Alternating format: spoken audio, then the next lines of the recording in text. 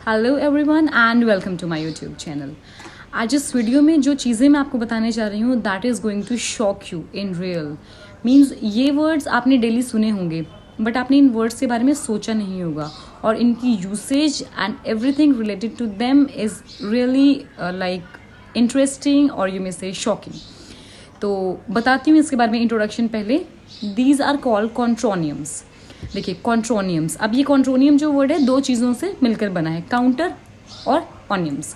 Like जैसे synonyms की बात करते हैं हम, तो ये वर्ड्स जो होते हैं ये अपने खुद के ही एंटोनिम्स होते हैं।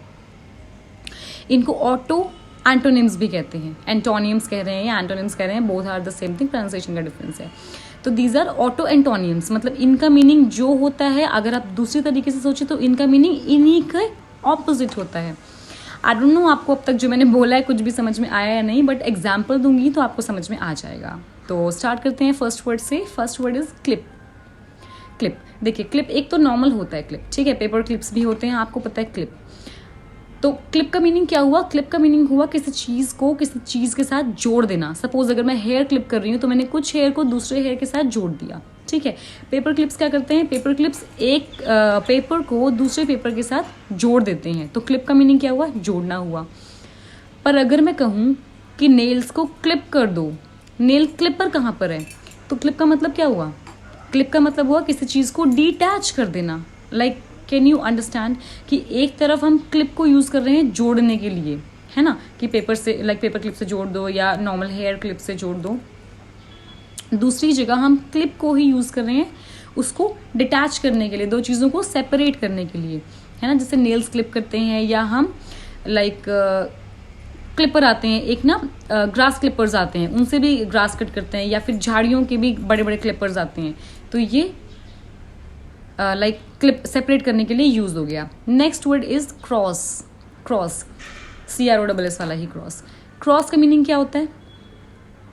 कि मैंने कोई चीज़ क्रॉस कर दी, काटा मार दिया, लाइक मैंने वो वाले पाथ पे मैं नहीं जाऊंगी, ठीक है। या फिर मैंने ये टीचर ने मेरे आंसर्स को क्रॉस कर दिया, मतलब ऑल टुगेदर क्या किया? रिजेक्ट कर दिया, वो वाला रास्ता बंद कर दिया, ठीक है। या फिर मैंने उन लोगों पर क्रॉस कर दिया, मुझे उनसे बात नहीं करनी। नॉर्मली हम ऐसे यूज़ करते हैं। और दूसरा वे क्या हुआ? दूसरा हुआ क्रॉस करना, मतलब उस चीज़ को पार करके जाना। मतलब पहले वाला जो क्रॉस है उसका मतलब क्या हुआ? उसका मतलब हुआ कि आप उस चीज़ पे रोक लगा रहे हैं, आप वहाँ नहीं जा रहे, आपने वो वाला ऑप्शन जो है वो बंद कर दिया, बंद कर देना। और दूसरा मीनिंग है उसके अंदर से ही निकल के जाना, है ना। Like she was the first women to cross Swiss canal. या फिर हम इस रास्ते से क्रॉस कर जाते हैं, चलो पार्क से क्रॉस करके हम दूसरे रास्ते पे निकल जाते हैं, है ना। तो क्रॉस को ऐसे भी यूज़ कर सकते हैं, लाइक एक जगह जहाँ पर बिल्कुल आपने उस जगह को टच नहीं किया और एक जगह जहाँ पर आप पूरा अंदर से निकल कर जा रहे हैं, तो क्रॉस हो गया। Next word is fast. Fast word, fast word का एक मीनिंग क्या हुआ? तेजी से दूर चले जाना, है ना, दूर चले जाना, भाग जाना वहाँ से, लाइक स्पीड को बताता है, स्पीड को। और एक जगह यही वाला वर्ड जो है वो रुकने को बताता है, स्टेबिलिटी को बताता है। For example fasten your seat belt, fast करते हैं उसको भी, है ना। या फिर हम कहते हैं हमने क्लिप्स को फास्टन कर लिया, सीट बेल्ट को फास्टन कर लिया। या फिर हमने स्क्रू को फास्टन कर दिया, मतलब उसको स्क्रू करके टाइट करके फिक्स कर दिया। मतलब एक जगह तो फास्ट वर्ड है वो स्पीड को बता रहा है कि आप तेजी से चल रहे हैं, पकड़ में नहीं आ रहे, वो किसी तरह से जुड़ ही नहीं सकता, है ना, फास्ट। और दूसरा जहां पर आपने फास्ट वर्ड को यूज किया वहां पर लाइक फिक्स को बताया, फिक्सचर को बताया कि यहाँ पर इस चीज़ को हमने उसके साथ फिक्स कर दिया। तो ये हो गया auto antonym. Next is dust.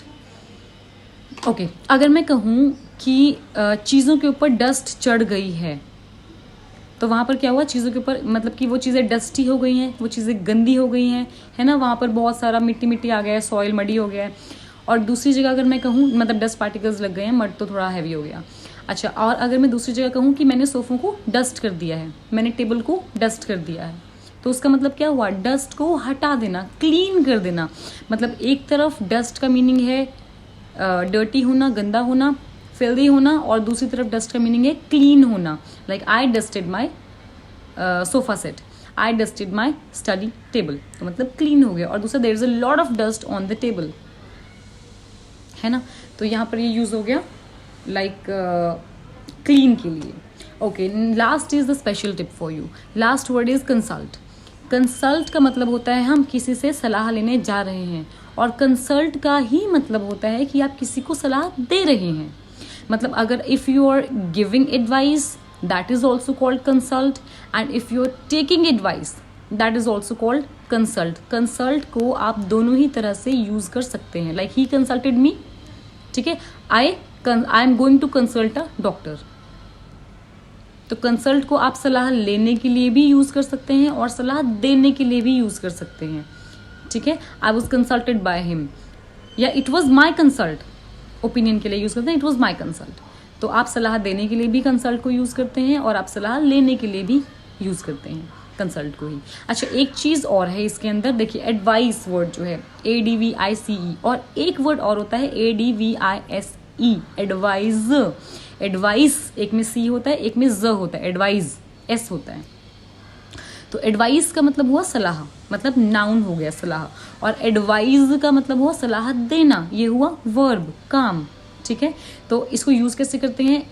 I gave him a piece of advice, मैंने उसे सलाह दी. मतलब सलाह अनकाउंटेबल है, ये एक लॉन्ग कॉन्सेप्ट है. क्या मैंने अ पीस वर्ड क्यों लगा दिया, तो ये किसी और वीडियो में डिस्कस करूंगी. बस अभी इतना समझो कि एडवाइस जो है, I gave him a piece of advice, मतलब उसने मुझसे एक सलाह ली या मैंने उसे एक सलाह दी, सलाह. और अगर मैं कहूँ आई एडवाइज्ड हिम, मतलब मैंने उसे सलाह दी, तो एक जगह एडवाइस है सलाह, और एक जगह एडवाइज है सलाह देना. तो I hope you enjoyed the video. Thank you so much and tune in for more videos.